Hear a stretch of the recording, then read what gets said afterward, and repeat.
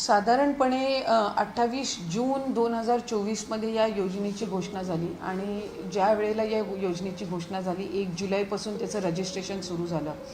मला आपल्या माध्यमातून नमूद करायचं आहे की आमच्याकडे जे काही रजिस्ट्रेशन ऑक्टोबर महिन्यापर्यंत गेल्या 2024च्या ऑक्टोबर महिन्यापर्यंत जे काही रजिस्ट्रेशन आलेलं होतं ती संख्या 2,63,00,000पेक्षा जास्तीची होती. आणि आम्ही प्रत्येक विभागाला, कारण महिला व बालविकास विभाग म्हणून आम्हाला कृषी विभाग असेल, आपलं सामाजिक न्याय विभाग असेल, त्याचबरोबर माहिती तंत्रज्ञान विभाग असेल किंवा इतर जे काही विभाग आहेत त्यांचा ॲक्सेस किंवा त्यांचा डेटा ॲक्सेस असण्याचं काही कारण नाही.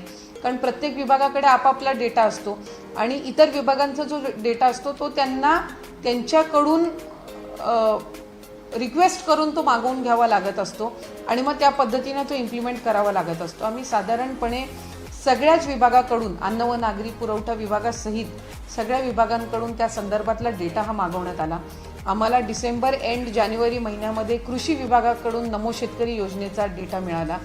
त्याच्यामध्ये साधारणपणे आपण जर बघितलं तर सुरुवातीपासूनच लाडकी बहीणचे जे काही निकष आहेत ते त्याच्यामध्ये नमूद करण्यात आलं होतं की आपण एका वेळेला एका शासकीय योजनेचा लाभ घेऊ शकतो ज्याचा लाभ 1500पेक्षा जास्ती असेल, म्हणजे 1500पेक्षा कमी असणार नाही.